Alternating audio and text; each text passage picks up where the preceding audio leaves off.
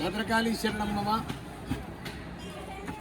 వరంగల్ మహానగరంలో స్వయం వ్యక్తమైన పరమ పావనమైన పుణ్యక్షేత్రంగా విరాజిల్లుతున్న భద్రకాళి అమ్మవారి సన్నిధానంలో శాశ్వత ధ్వజస్తంభ ప్రతిష్ఠ తేదీ 17 జూన్ 2026 బుధవారం నాడు ఉదయం 8:36 కర్కాటక లగ్నంలో జరపబడుతుంది.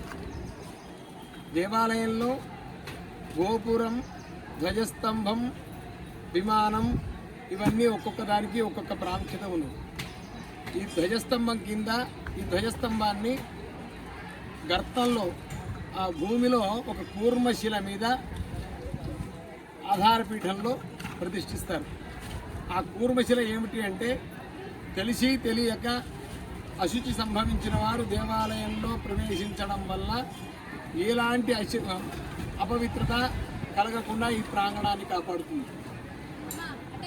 ధ్వజస్తంభం ఎందుకంటే ప్రతిష్టాది ఉత్సవాంతం, ఉత్సవాది ప్రాయశ్చిత్తాంతమని. కర్షణాది ప్రతిష్టాంతం, ప్రతిష్టాది ఉత్సవాంతం, ఉత్సవాది ప్రాయశ్చిత్తాంతమని 3 స్థాయిలు.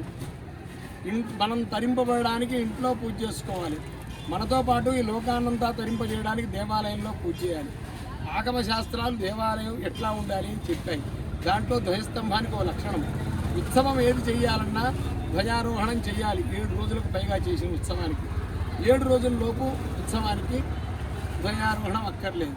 కానీ నిత్యోత్సవ, పక్షోత్సవ, మాసోత్సవ, సంవత్సరోత్సవాదుల్లో ఉత్సవం చేయాలంటే మాత్రం ధ్వజస్తంభం తప్పకుండా ఉండాలి. కాబట్టి శాశ్వత ధ్వజస్తంభ ప్రతిష్ఠ అనేది ప్రతి దేవాలయంలో శాశ్వతంగా ఉంటుంది. కాబట్టి ఈ ధ్వజం దీనికి మేఘలాలు ఉంటాయి. ఇవి 3 భాగాలు. అక్కడ 4 పలకలుగా ఉన్నది బ్రహ్మ విష్ణు శివాత్మకం ఈ ధ్వజస్తంభం. అక్కడ బ్రహ్మ ఉంటాడని, ఆ 8 పలకలుగా ఉన్న దాంట్లో విష్ణు ఉంటాడని, ఇక్కడ రుద్రుడు ఉంటాడని, మేఘలాలు ఒక్కొక్క స్థానంలో ఒక్కొక్క దేవతలు ఉంటూ వీటికి కట్టిన చిరుగంటలు ఆ సబ్బడికి అసురీ శక్తులు దూరం వెళ్ళిపోతాయని మనకు శాస్త్రాలు చెప్తూ ఉన్నాయి. ఈ ధ్వజస్తంభాన్ని ప్రతిష్ఠ చేస్తున్నప్పుడు చూస్తూ ఉండడం వల్ల జన్మాంతరముల పాపములు నశించిపోయి మనిషి పునీతుడై సకలైశ్వర్యముల మనసి తరిస్తాడు.